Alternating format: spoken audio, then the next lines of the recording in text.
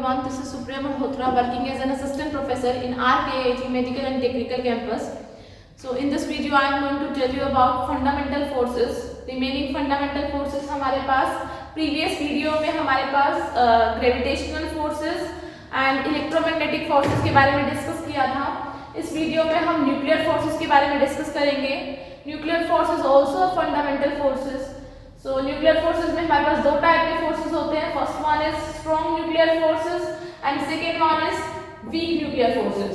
So first of all strong nuclear forces में हमारे पास क्या होता है, कंपैरिजन करेंगे पहले इसका इलेक्ट्रोमैग्नेटिक फोर्स से. So it is about 100 times then the electromagnetic forces. ये हमारे पास 100 टाइम्स स्ट्रॉन्ग होते हैं या 100 टाइम्स होते हैं as compare to electromagnetic force. Electromagnetic force का फॉर्मूला बताया गया था, जो चार्जेस में इंक्लूड होता है वो इलेक्ट्रोमैग्नेटिक फोर्सेस होते हैं.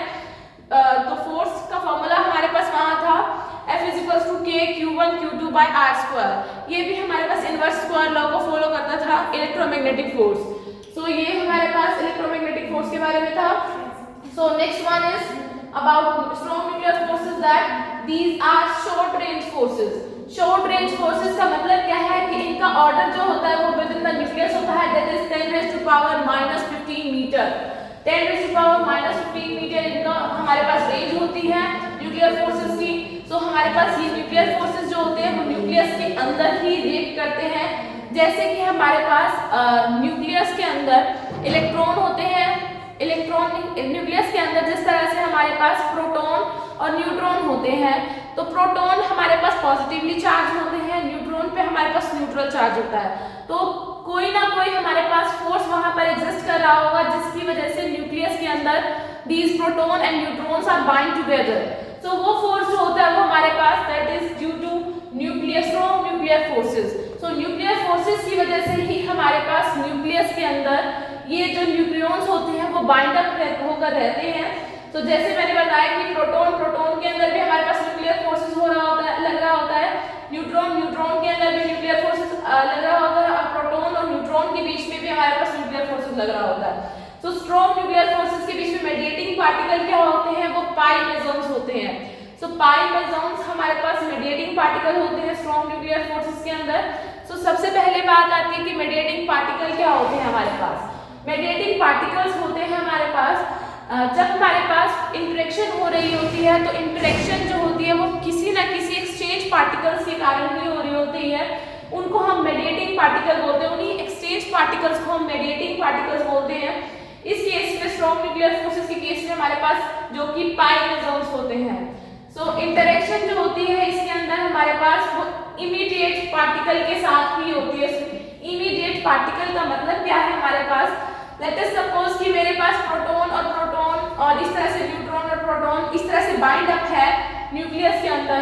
सो अगर हमारे पास ये वाला पार्टिकल जो है वो सिर्फ और सिर्फ उसके साथ वाले पार्टिकल के साथ ही रिएक्ट करेगा. इंटरेक्शन जो होगी वो सिर्फ और सिर्फ उसके जस्ट इमीडिएट पार्टिकल के साथ ही होगी. सो ये था हमारे पास स्ट्रॉन्ग न्यूक्लियर फोर्सेस के बारे में. Next one is weak nuclear forces.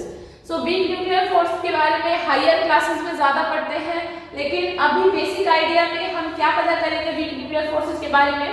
Weak nuclear force की रेंज जो होती है वो हमारे पास 10⁻⁻16 मीटर्स होती है, और इसका मेडिएटिंग पार्टिकल जो होता है वो बोसोन पार्टिकल होते हैं.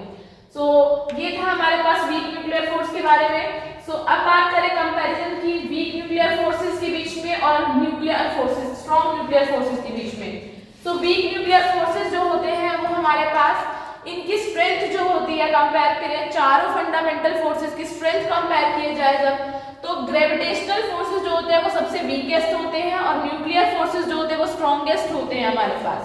तो हमारे पास ग्रेविटेशनल फोर्सेस की स्ट्रेंथ जो होती है वो बहुत कम होती है as compare to other forces.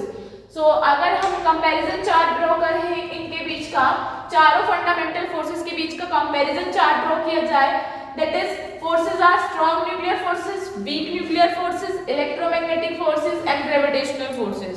इनकी स्ट्रेंथ की बात की जाए, अगर मैं स्ट्रॉन्ग की स्ट्रेंथ 1 कंसीडर करके चलती हूँ, तो वीक जो होंगे वो 10⁻⁻13 टाइम्स होंगे, और इलेक्ट्रोमैग्नेटिक जो होंगे वो हमारे पास 10⁻⁻2 होंगे, 2 टाइम्स होंगे और ग्रेविटेशनल फोर्सेस जो होंगे 10⁻³ टाइम्स होंगे।